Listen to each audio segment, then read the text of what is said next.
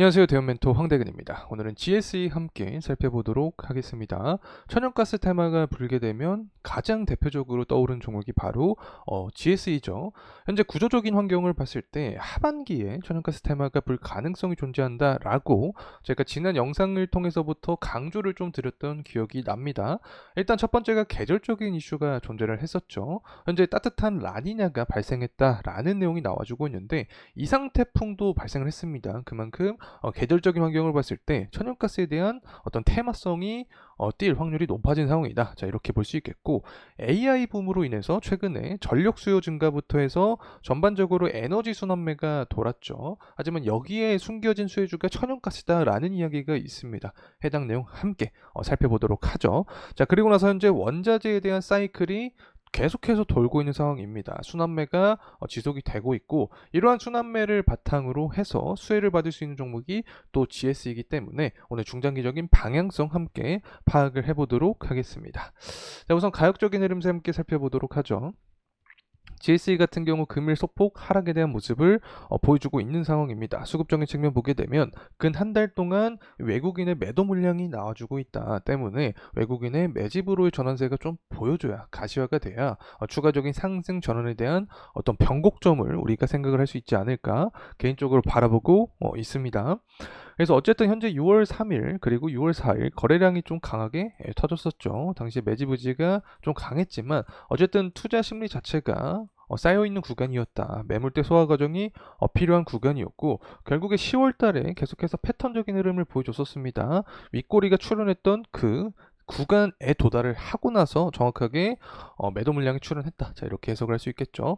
그만큼 GSE도 어떤 패턴적인 움직임을 보여주는 종목이다라고 말씀을 드릴 수 있을 것 같습니다. 어쨌든 현재 구간 6월달 이후 가격 조정과 기간 조정을 거치고 있는 상황이다라는 점 말씀을 드리면서 금일 영상 시작을 해오도록 하겠습니다.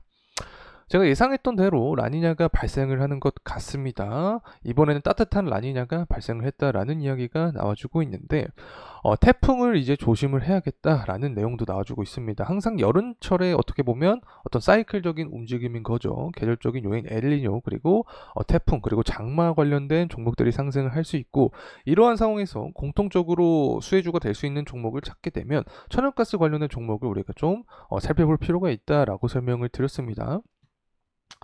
특히 천연가스 같은 경우 계절적인 요인뿐만 아니라 AI 테마와도 엮여 있다라고 설명을 드릴 수 있겠는데 월가에서는 어떤 이야기가 나와주고 있냐 AI 붐의 수혜주는 사실상 원자력이 아닌 천연가스가 받을 것이다라는 내용이 나와주고 있습니다. 웰스파고 여러분 다들 아실 거라고 생각합니다. 이 AI 산업의 부상으로 전력 수요가 급격하게 증가를 하는데 이 부분을 사실 재생 에너지만으로는 채울 수는 없는 거죠.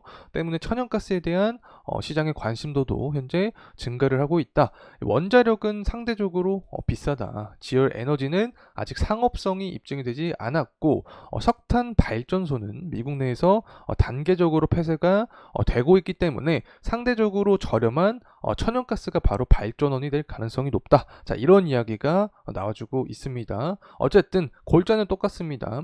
전력 수요가 계속해서 증가하는데 이 부분을 신재생 에너지만으로는 할 수가 없고 원자력과 비교했을 때 천연가스가 다소 값이 싸기 때문에 천연가스에 대한 관심도가 증가할 것이다. 자, 이렇게 볼 수 있겠죠. 어쨌든 수요가 증가를 하면 가격은 상승하는 구조가 될 수밖에 없습니다. 현재 천연가스 같은 경우 한 2.3불에서 4불 정도를 형성을 하고 있는 상황입니다. 단기적으로 봤을 때 23년 12월 달에 아랫꼬리가 출현했던 투자 심리가 많이 자리 잡혀 있던 구간에서 지지를 받아주는 게 이상적인 시나리오가 될 수 있다. 혹은 24년 4월 달에 기록했던 이 단기 고점 구간이 있죠. 저항 구간. 이 구간에서 지지를 받아주면서 재차 상승할 수 있는 시나리오를 우리가 생각을 할 수 있지 않을까 개인적으로 바라보고 있습니다. 천연가스가 이렇게 다시금 상승 탄력을 받기 위해서는 결국에 두 가지가 필요한 거죠. 수요적인 부분, 공급적인 부분. 이 공급적인 부분은 러시아 우크라이나 전쟁 같이 우리가 예상할 수 없는 범주의 속해 있습니다. 그래서 이 부분을 예측하기 위해 노력하는 것보다 수요적인 부분을 우리가 생각을 하는 게 좋지 않나 보고 있습니다. 수요적인 부분은 두 가지가 존재했었죠. 일단은 계절적인 요인도 분명히 존재를 했었고 AI 붐으로 인한 전력 수요 증가 이 부분으로 인해서 트렌드 자체가 계속해서 천연가스에 대한 수요가 증가할 가능성이 높다. 자, 이 두 가지 관점이 핵심 포인트라고 생각을 합니다. 그리고 한 가지 더 나아가게 되면 원자재에 대한 수요가 그냥 전반적으로 증가를 하게 되면 천연가스 수요도 증가를 하게 됩니다. 이 부분은 경제 지표가 살아나는 모습, 특히 중국의 경제 상황을 우리가 살펴봐야 된다라는 점 다시 참고로 말씀을 드립니다. 그래서 가장 중요한 부분 사실 공급이라고 볼 수 있는데 그래도 우리가 생각을 할 수 있는 게 바로 천연가스 재고량입니다. 유가도 원유 재고량이 있죠. 그래서 원유 재고량을 통해서 유가의 가격적인 부분을 우리가 계속해서 추적을 해 나가는 건데 천연가스 재고량도 마찬가지라고 생각을 합니다. 7월 11일 날 천연가스 재고량이 나오게 됩니다. 이 재고량 자체가 조금 낮은 모습을 보여주게 되면 공급의 감소로 인해서 천연가스 가격은 상승 탄력을 더욱더 받게 될 수 있다. 자, 이렇게 설명을 드릴 수 있겠죠. 그래서 수요와 공급적인 부분 계속해서 추적할 필요가 있다는 점 말씀드립니다. 그리고 한 가지 결국에 가격을 결정할 때 가장 중요한 부분이라고 할 수 있는 게 바로 유동성, 돈의 흐름이라고 생각을 합니다. 이 유동성 같은 경우에는 CPI 지표와 PPI 지표를 생각을 해야 됩니다. 7월 11일 그리고 7월 12일 CPI 지표와 PPI 지표가 나오게 됩니다.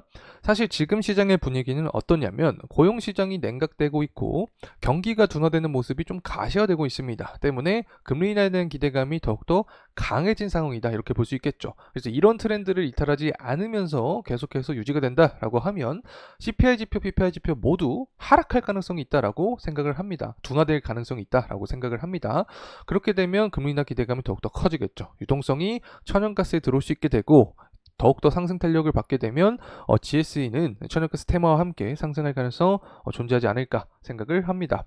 자, 이제 주봉으로 살펴보도록 하죠. 현재 구간에서 더 이상 이탈하지 않으면서 상승하는 게 가장 이상적인 시나리오다. 자, 이렇게 설명을 드립니다. 만약에 이탈을 하게 된다라고 하면 10월 달에 기록했던 이 저점 구간에서는 지지를 받아주는 게 가장 이상적이고 121선 구간에 대한 돌파 여부를 우선적으로 살펴봐야 된다. 그 위에는 6월 3일 천연가스 동해 석유가스 테마가 형성이 되었을 때 형성이 되었던 이 윗꼬리를 돌파하는 게 2차 포인트가 되지 않을까 생각을 하면서 금일 영상 마무리하도록 하겠습니다. 감사합니다.